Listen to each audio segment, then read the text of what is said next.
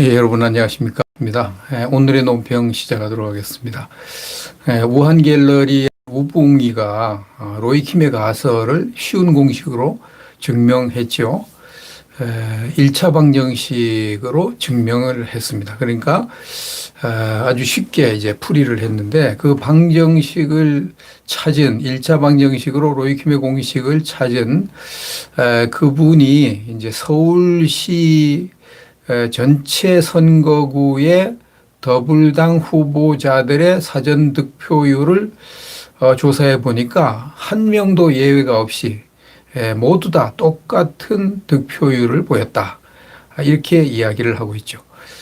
서울시 선거구가 49곳인데 정상적으로 투표를 하면 이제 뭐 더불어당 지지를 많이 하는 지역은 더불어당 지지 득표율이 높고 또 통합당 이렇게 지지 많이 하는 곳은 통합당 지지율이 높고 사전 투표든 당일 투표든 그렇게 들쭉날쭉 지지율이 이렇게 나와야 되는데 49개 서울 선거구 전부 다 더불어당은 일정한 득표율로 사전 득표를 했다는 겁니다. 사전 투표에 득표를 했다는 것. 그러니까 이거는 컴퓨터로 조작을 해가지고 아예 더불어당은 사전 투표에서 몇 프로 득표한다. 통합당은 몇 프로다. 이렇게 딱 정해놨다는 걸 의미하잖아요. 그런 것은 있을 수가 없죠. 아니, 어떻게 저 강남 같은 데는 이제 통합당이 지지세가 강한데 어떻게 강남 같은 통합당의 사전 투표를 하는데 어떻게 더불당의 강북에서 얻는 득표율과 강남에서 얻는 득표율이 사전 투표가 똑같이 나오냐. 그건 말도 안 된다는 거죠. 그래서 이런 것이 통계학적으로 도대체가 이건 불가능하고 수학적으로도 이건 불가능하기 때문에 많은 통계학자들과 수학자들이 한국의 21대 총선은 99.9999%가 부정이다. 뭐 사기다. 이렇게 주장을 하는 거죠. 이게 수학 공식 쉽게 이게 증명이 됐다는 것이 중요하죠. 목정황님의 페이스북 글을 보겠습니다. 하태경, 이병태, 정규재, 김진 들어와. 하태경, 이병태, 정규재, 김진 이런 사람들은 부정선거 없다고 주장하는 소위 말하는 우파들이죠. 이게 우파인지 좌파인지 헷갈리고 하태경은 좌파가 맞고요. 근데 이병태, 정규재, 김진 이런 분들은 좀 우파 색깔이 진한 분들인데 어떻게 된 셈인지 이번엔 뭐 앞장서서 민주당은 입 다물고 가만히 있는데 자기들이 민주당 대변인 노릇하는 거 정신없어요. 들어와라. 하태경, 이병태, 정규재, 김진 들어와라. 한번 봐라. 더불어민주당 서울 전체 지역구 후보자들의 사전 득표율이 단 한 명의 예외도 없이 1차 방정식으로 구해진다면 4.15 총선은 부정선거임이 증명된 것이 맞다. 대한민국 유권자가 1차 방정식의 종속 변수일 수는 없지 않은가. AI는 인공지능이죠. 인공지능 AI가 서울 유권자 전체를 일률적으로 조종한 것이 아니라면 1차 방정식으로 사전 득표율을 구할 수 없다. 방정식의 증명력을 부정해봐라.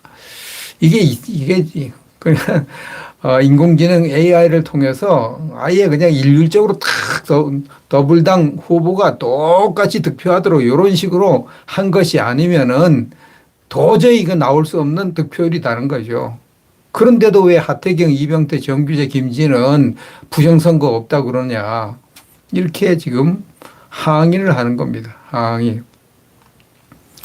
이제 이 발견한 이 1차 방정식 공식이 정말 맞는 공식이면 그동안 선관위가 발표한 사전선거 결과가 조작된 거잖아요. 조작된 거.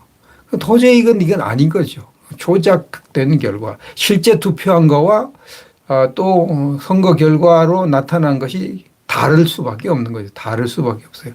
그러면 이 1차 방정식 공식이 사실이면 4.15 선거 부정선거를 부정하는 이 하태경, 이병태, 정규재, 김진 이런 사람들은 엄청난 오류를 범한 것이죠.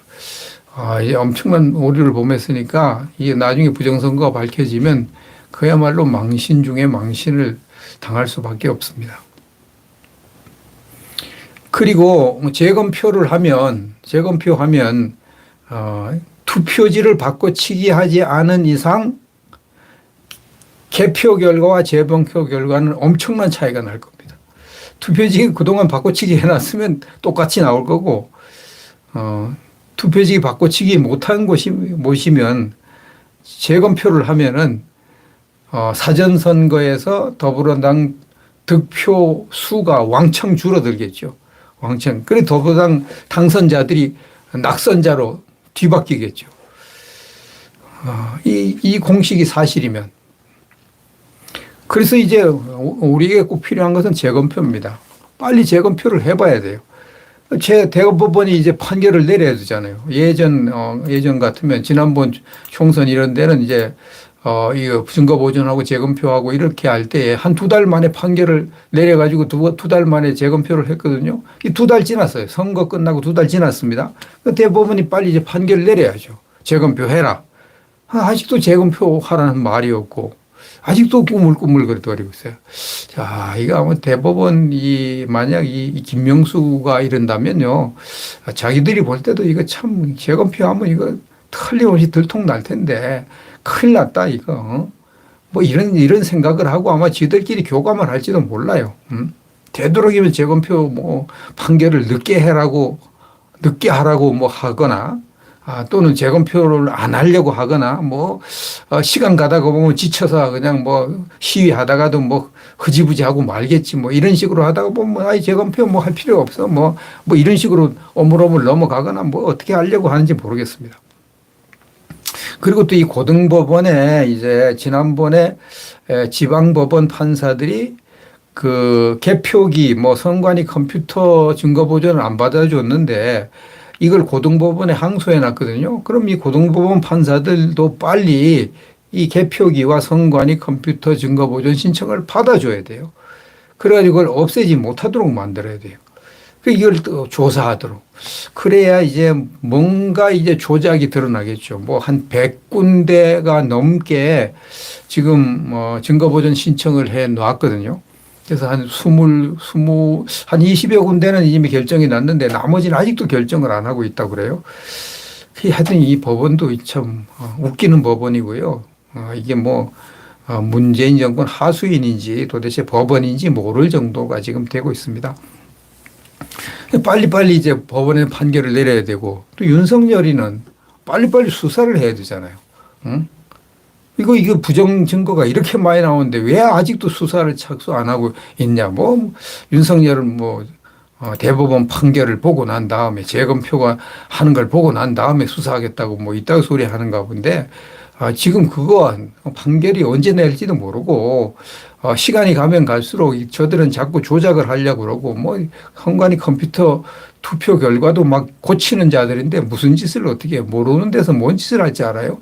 그러니까 빨리 윤석열도 재검표 하기 전에 그 판결 내리기 전에 수사를 해야죠.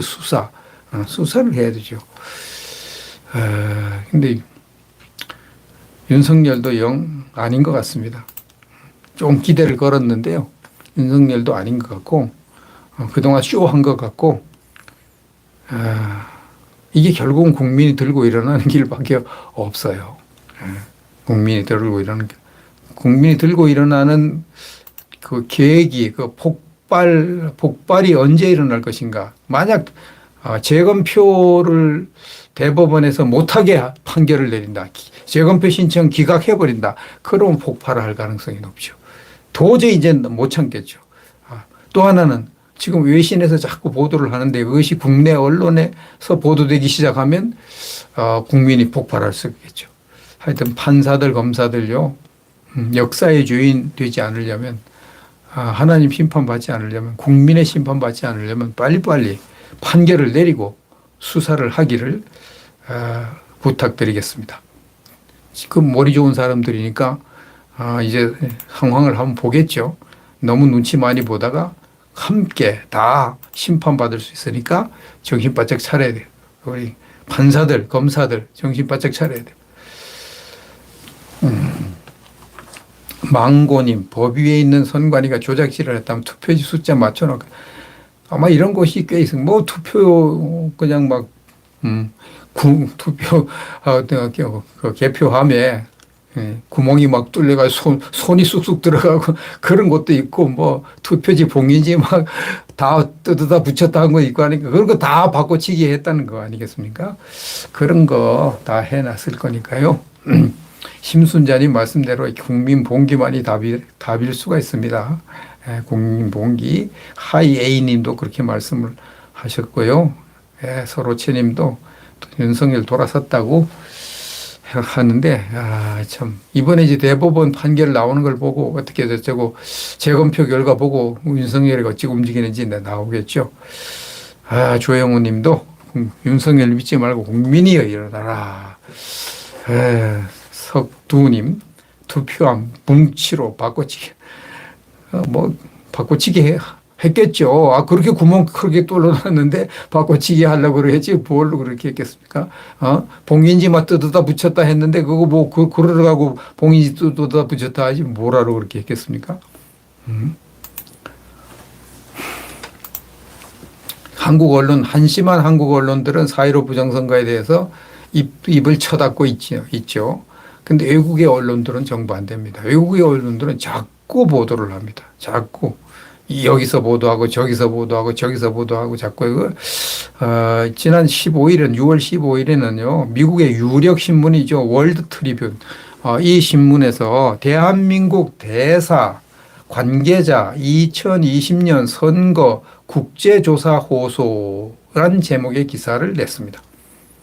대한민국의 전직 대사들이 그리고 전직 통일부 차관 한 사람이 전직 대사 11명, 전직 차관 1명 해가지고 2020년 한국 총선 국제조사를 해달라 이렇게 호소를 하는 그 내용을 보도했습니다.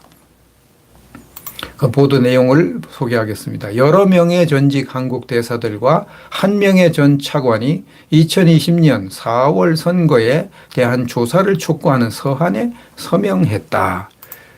국제적으로 좀 조사해달라고. 이게 한국에서는 조사 안 하니까. 한국의 검찰, 법원, 이거 안 움직이니까. 국제에서, 국제기구에서 좀 조사해달라고. 이렇게 촉구를 했다는 거죠. 거기 이렇게 또 보도를 했습니다. 부정선거의 중심에는 사전투표, 개표기에 내장된 불법 통신기기, 법원의 위헌적 개입, 중국 개입 등이 있다. 한국의 부정선거의 핵심에 뭐가 있느냐? 사전투표, 이거 부정선거. 그 다음에 개표기에 내장된 통신, 와이파이 기능, 그 다음에 법원의 위헌적 개입, 법원이 그냥, 판사들이 개입을 한다. 개입을 해가지고 이게 부정선거를 뭐 이렇게 못 밝히게 한다. 그 다음에 중국 개입, 중국 개입.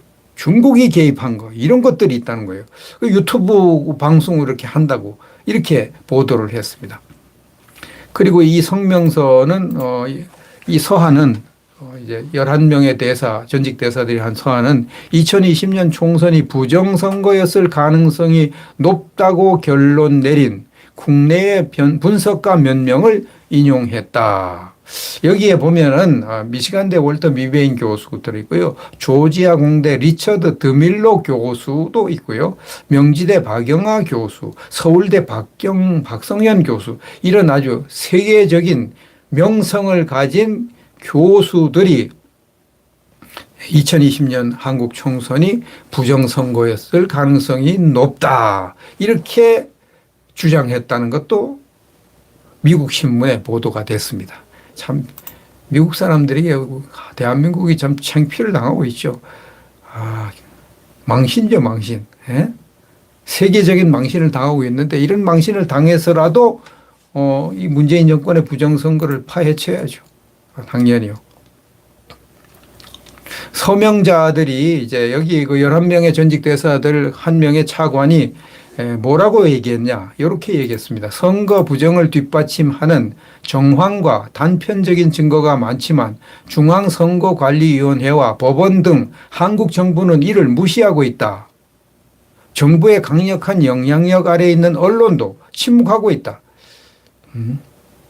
중앙선관위, 법원, 한국 정부 다 부정선거에 무시하고 언론도 다 침묵하고 언론도 다 침묵하고 그래서 국제사회에 이 문제를 제기하는 것이다. 이렇게 얘기하고요. 또 이렇게 말했습니다. 이번 선거의 배경은 한국 정부의 친중 성향과 밀접한 관련이 있을 수 있다. 구체적으로는 중국 공산당과 한국 집권당의 긴밀한 협조를 통해 중국이 한국의 총선에 개입했을 것으로 추정된다. 그랬습니다. 이 전직 대사 11명이요. 전직 차관 한 명이요.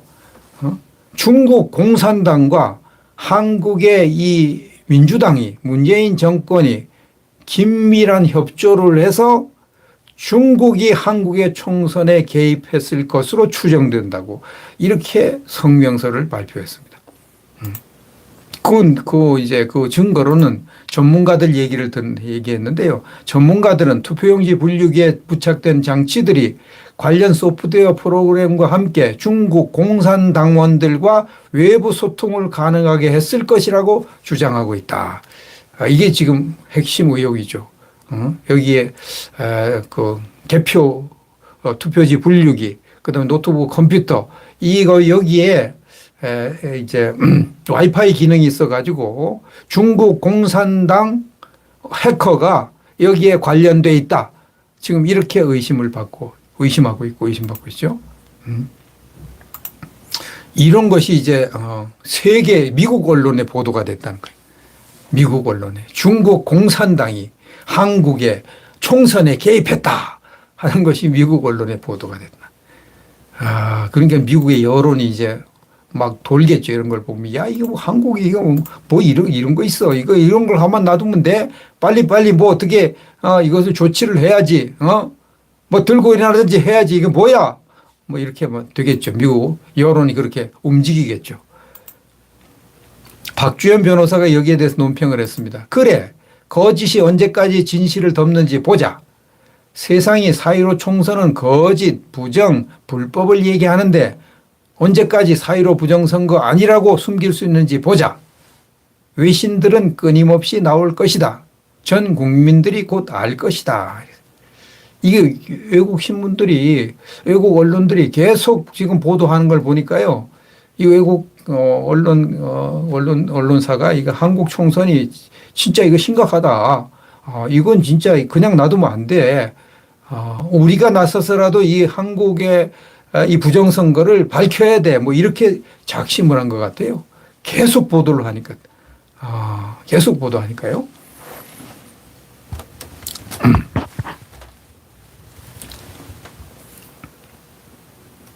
지난번 그 5.18 광주 사태 때도 우리 한국 언론은 몰랐거든요. 광주 사태가 일어난지도 모르고 있었는데요. 계속 외국 언론에서 보도를 했죠. 그래가지고 결국은 그것이 한국으로 와가지고요. 한국 언론도 더 이상 못 막죠. 군부가. 그래가지고 전두환 정권이 못 막고 그다음에 보도가 되고 그게 알려졌습니다. 이번에도 그렇게 될 가능성이 상당히 높으니까요. 우리가 좀 더 힘쓰고 애쓰고 기도하면 투쟁하고 기도하면 진실이 밝혀질 것으로 생각합니다. 그래서 이걸 이제 어떻게 하면 국민들을 깨울까? 여기에 대해서 민경우 의원의 제안인지 아니면 다른 사람의 제안을 민경우 의원이 소개한 것인지 그 페이스북에 이런 내용이 있습니다. 오후 4시 15분이 되면 운전하는 사람들은 경적을 울려달라. 오후 4시 15분 4.15 총선을 상징하는 오후 4시 15분. 그럼 빵빵이면 오후 4시 15분이면 하여튼 그때 경적을 울려라. 빵빵. 그것도 좋은 방법 같습니다. 꼭 좋은 방법 같아요. 자꾸 이렇게 오후 4시 15분이 되면 그 전국에서 빵빵거리면 사람들이 이제 관심을 갖게 하죠. 왜 자꾸 오후 4시 15분 되면 차들이 빵빵거리지? 왜 그러지? 왜 그러는데? 그럼 궁금해가지고 자꾸 묻고 하다 보면 그거 4.15 총선 부정을 밝히라고 시위하는 거야. 그래. 그 도대체 뭐가 부정인데 또 뭐 저렇게 많은 사람들이 빵빵거려. 진짜 이게 뭐 부정이 있는 거야. 계속 저렇게 빵빵거리는 거 보니 뭔가 좀 부정이 있긴 있나 보구만. 그건 왜 언론에 보도 안 하는 거야. 도대체 어디가 알 수 있는 거야. 그 유튜브 보면 돼, 유튜브. 그래. 이렇게 이제 퍼져나갈 수 있는데요. 그 좋은 아이디어 같습니다. 오후 4시 15분에 빵빵거리는 거. 저도 꼭 기억했다가 그렇게 하도록 하겠습니다. 이야, 지금 서울 같은데 대도시에서 일제히 오후 4시 15분이 빵빵거리면요. 뭔가 이거 상당한 효과를 낼 것 같습니다. 좋은 방법입니다.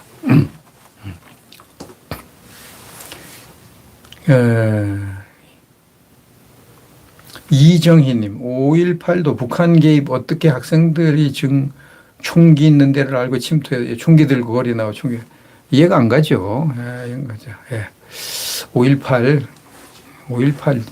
지금 5.18 특별법 특별법은 아니지만 지금 5.18 이제에 대해서 기존에 자기들이 주장하는 것 외에 발표하면 처벌하는 법을 벌써 만들어 놨죠. 이제 이번 국회에 통과시키려고 그러죠. 민주당에서. 그렇습니다.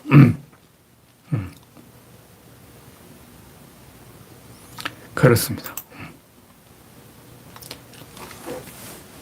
이제 그 보석 이후에 전광훈 목사님이 보석 석방 이후에 설교하고 강의하고 그것만 했는데요. 드디어 전면에 나서기로 결심을 했습니다. 전면 투쟁. 전면에 나선다. 언제부터요? 8월 15일부터 나선다. 그랬습니다. 그래서 이제 광고가 났습니다. 문재인 하야를 위한 8.15 국민대회 한다고 광고를 냈습니다. 8월 15일 토요일 건국절 오후 2시에서 오후 5시 장소 광화문 이승만 광장 광화문역 3, 4번 출구 광고를 냈습니다. 지금 이제 박원순이와 또는 문재인 정권은 이승만 광장 집회 못하게 하려고 우한 코로나 핑계로 집회가 안 나주니 어쩌니 지금 그러고 있겠죠. 8월 15일 집회 허가 안 내주려고 그러겠죠. 그때 어떻게 할지 모르지만 하여튼 일단 광고를 이렇게 냈습니다. 8월 15일 오후 2시에 5시 드디어 정광훈 목사가 문재인 끌어내리기 투쟁에 다시 팔을 짱을 걷어붙이고 나섰습니다. 그 내용을 한번 보겠습니다. 존경하는 국민 여러분, 문재인 정부는 북한의 김정은과 결탁하여 대한민국의 체제를 바꾸려 하고 있습니다. 우리 조국 대한민국은 이승만 대통령의 4대 건국 기둥인 자유민주주의, 자유시장경제, 한미동맹, 기독교 입국론으로 세우고 박정희 대통령이 일으킨 나라로서 2차 세계대전 후 민주화와 산업화를 이루어낸 세계 유일한 나라입니다. 참 자랑스러운 나라죠. 그러니까 이승만, 박정희 두 대통령에 의해서 2차 대전 이후에 민주화도 이루고 산업화도 이루는 세계 유일의 나라입니다. 이분들이 만든 대한민국의 헌법과 체제로 오늘날 영광스러운 10대 경제대국이 완성되었으나 문재인 정부 출범 이후 대한민국의 심각한 체제 파괴가 시작되었습니다. 문재인 정부와 북한을 추종하는 세력들이 정치, 경제, 사회, 군사, 외교, 사법부, 검찰, 정부기관, 학교, 종교계를 망라한 각계각층에 침투하여 국민을 속이고 대한민국의 헌법과 체제를 바꾸려 시도하고 있습니다. 이번 총선에서 저들이 이제 사기를 쳐가지고 180석 이상을 얻어가지고요. 이제 헌법도 바꾸고 다 하려고 그럽니다. 지들 마음대로 사회주의 나라를 만들려고 하고 있습니다. 이에 우리는 기독교, 불교, 천주교 3대 종단을 대표하는 지도자들과 대한민국을 사랑하고 체제를 지키며 자유통일을 이루어내기 위하여 8.15 국민대회를 선포합니다. 우리는 반드시 대한민국 헌법과 체제를 지켜내도록 생명을 던지겠습니다. 8.15 국민대회 전까지 회비를 납부하는 순수한 국민조직 200만을 조직하고 이게 제일 중요하네요. 8.15 국민대회 전까지요. 매월 회비를 일정 회비를 10,000원 이상 회비를 납부하는 국민 조직 200만 명을 조직한답니다. 그리고 전 국민의 90% 이상의 동의를 받아서 8.15 국민대회를 시작으로 불같이 일어나서 서명운동을 또 하려는가 봅니다. 불순 세력들을 모두 소탕하여 제2의 건국을 이루어내도록 하겠습니다. 이제는 시간도 기회도 많지 않습니다. 8.15 국민대회를 위하여 개인, 가정, 학교, 교회, 직장, 단체별로 철저히 대비하여 주시기 바랍니다. 이승만이 세웠고 박정희가 일으킨 대한민국을 반드시 지켜냅시다. 국민혁명의장 전광훈 목사, 불교 대표 응천 스님, 천주교 대표 이계성 대표, 1460개 시민단체 대표 드림, 이렇게 광고가 났습니다. 현재 민주노총이 매월 회비를 납부하는 회원이 100만 명이라 그럽니다. 그래서 100만 명이 매월 이렇게 회비를 납부하기 때문에 민주노총에 돈이 많다고요. 돈이, 자금력이 엄청나고요. 그리고 100만 명이 똘똘 뭉쳐요. 그래가지고 민주노총이 저 문재인 정권을 쥐어락펴락 하는 겁니다. 쥐어락펴락. 근데요, 이제 전광훈 목사님이 만약 매월 회비를 10,000원 이상 내는 국민 200만 명을 회원으로 딱 묶는다. 그러면 민주노총도 겁을 내는 조직이 되고요. 문재인 정권도 겁을 내는 조직이 될 겁니다. 200만 명인데 200만 명. 어마어마한 숫자잖아요. 민주노총의 배가 되죠. 배가. 이게 이제 가능할 것 같아요. 가능할 것 같습니다. 너무나 지금 나라가 위급하기 때문에 그거 지금 뭐 10,000원 이상 회비를 내서 나라를 살리는데 이거 안 할 이유가 없지 하는 국민들이 많을 겁니다. 많을 거예요. 이제 어떻게 서로체님 동참했다고 볼 사람 어떻게 이거 하느냐고 이제 뭐 사랑제일교회 이런 데 문의하면 다 방법 가르쳐 주고요. 이렇게 가입하는 방법 다 가르쳐 줍니다. 그렇게 하시면 됩니다. 앞으로 이 전광훈 목사님이 또 한 번 팔을 걷어붙이고 이제 나서는데 뭔가 큰 열매를 이번에 얻지 않을까 이런 생각을 합니다. 기대가 되고요. 기대가 됩니다. 장미라님은 진작부터 내고 있고요. 저도 가입했고 1만 원 회원 김이겼다님 급증하고 저도 과거에 지난번에 할 때 저도 다 가입해 놨어요. 다 가입해 놨습니다.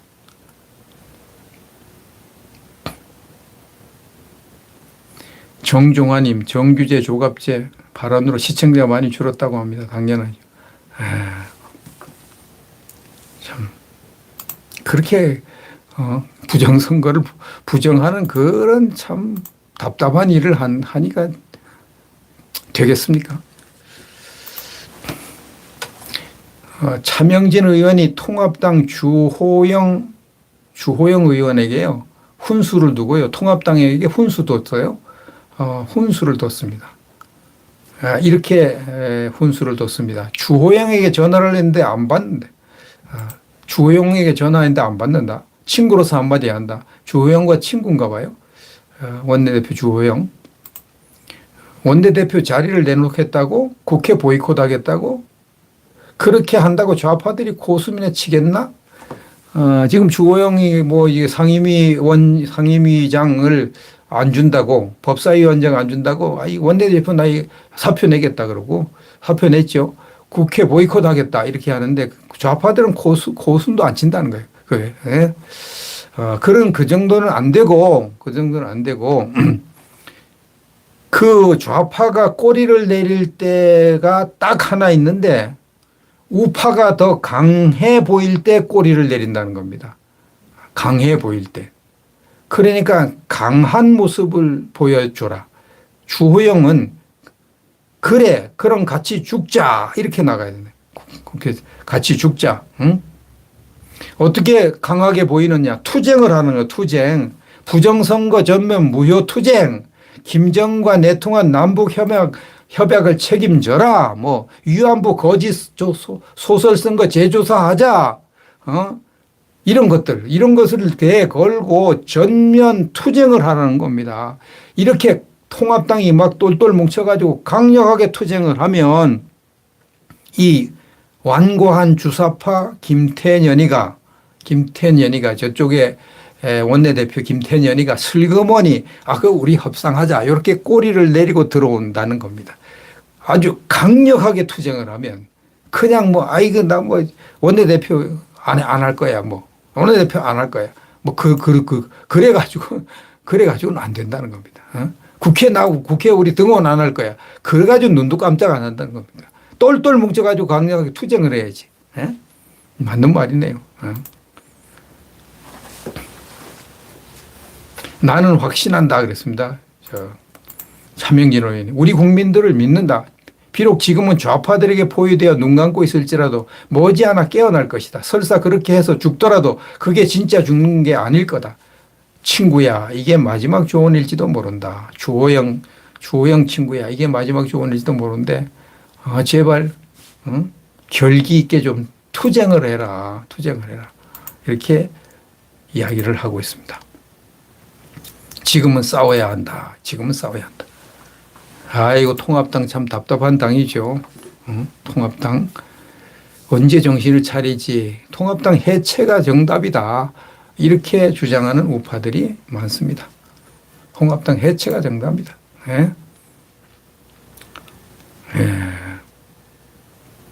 통합당 해체가 정답이다. 이제 마지막으로 김문수 지사가 김여정이가 남 개성 연락사무소 폭파한 것을 비판한 내용을 소개하도록 하겠습니다. 김여정이가 자기 나름대로 이렇게 세게 나왔죠. 세게 나오고 말한 지 며칠 만에 팍 폭파하고 그다음에 휴전선 DMZ 안에 GP 철수한 거 다시 자기 다 하겠다고 지금 막 하고 지금 막 그냥 공격적으로 나오고 있습니다. 자, 김문수 지사의 논평을 보겠습니다. 북한이 김여정의 협박대로 어제 오후 2시 49분 남북 공동 연락사무소를 폭파했습니다. 철수했던 비무장지대 전진기지에도 다시 군인들을 배치하고 군사활동을 하겠다고 합니다. 문재인은 이제 평화몽에서 깨어날까요? 깨어나긴 뭘 깨어나요? 6.15로 김대중은 노벨 평화상을 받았지만 6.15 남북 무슨 평화회담입니까? 그 6.15 선언 해죠? 그걸로 김대중은 노벨 평화상을 받았지만 김정은이는 핵미사일을 개발하여 대한민국의 전쟁 위기가 오히려 고조되지 않았습니까?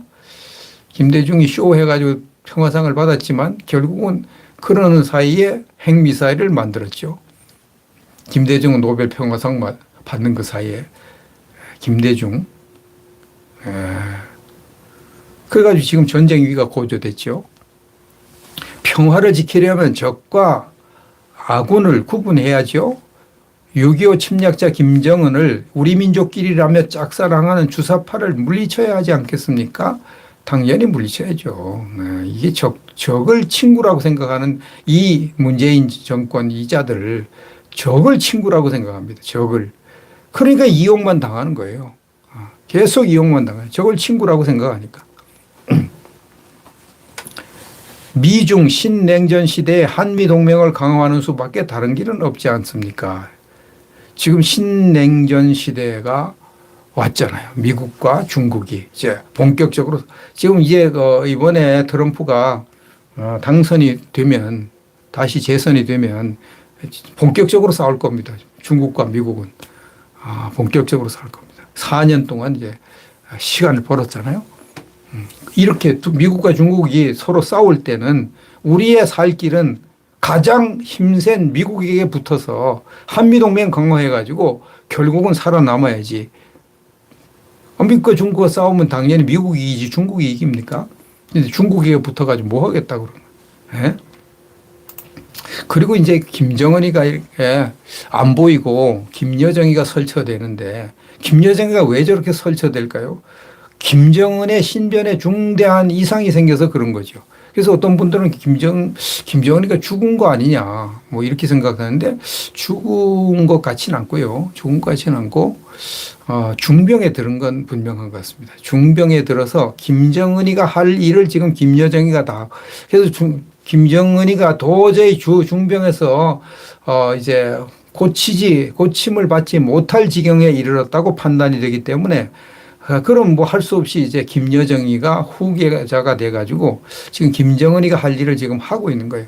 그리고 지금 김정은이가 이제 막강한 파워를 행사하다가 지금 힘이 약한 김여정이가 정권을 이제 행사하니까 잘 안 따라주잖아요. 북한 주민들이나 혹은 또는 뭐 그 간부들이 잘 안 따라주고 이제 문제가 생길 것 같으니까 김여정이가 이제 수를 쓰는 거죠. 막 그 뭐 만만한 게 뭐 남한을 도발하는 거잖아요. 만만하게. 그 막 도발을 하는 거죠. 막 도발을 해가지고 그 시선을 김여정이에게 쏠릴 시선을 이 긴장을 시켜서 남쪽으로 쏠리게 혹은 국제사회로 쏠리게 이런 식으로 이제 쇼를 하는 거죠. 쇼를 하는 거. 뭐 또 하나는 뭐 이제 지금 트럼프가 미국 대선 거기에 집중하고 있어서 뭐 여기 한국에서 지금 김여정이가 연락사무소 폭파했는데요. 트럼프는 뭐 거기 상대도 안 해요. 트위터에 한마디도 안 해요. 한마디도 안 합니다. 그러니까 뭐 하든 말든 그 쇼인데 뭐 이렇게 생각하고. 그래가지고 이제 미국 대선에 집중하는 트럼프가 이런 상황에서 그 문재인 정권에게 한번 겁을 주면 문재인 정권이 뭔가 이제 북한을 도와주지 않을까 뭐 이런 계산도 하겠죠. 어떻든 이제 문재인 정권은 샌드위치 신세가 됐습니다. 중국과 미국 사이에 끼어 있고 북한과 미국 사이에 끼어 있습니다. 이러지도 못하고 저러지도 못하고. 미국과 동맹을 강화하자니 중국이 두드려 팰 거고 중국과 동맹을 강화하자니 동맹도 아니지만 중국과 친하게 지내 미국이 두드려 팰 거고 이러지 저러지 못하고 있는. 그러다가 이제 중간에서 왔다 갔다 하다가요. 결국은 양쪽에서 다 버림을 받는 경우가 대부분입니다. 이 문재인 정권이 딱 그런 신세입니다. 부정선거와 북한의 도발, 미중 냉전 이런 것들이 막 겹쳐가지고 문재인 정권의 종말이 예상보다 빨리 올 수도 있다 하는 생각이 듭니다. 참 그렇습니다.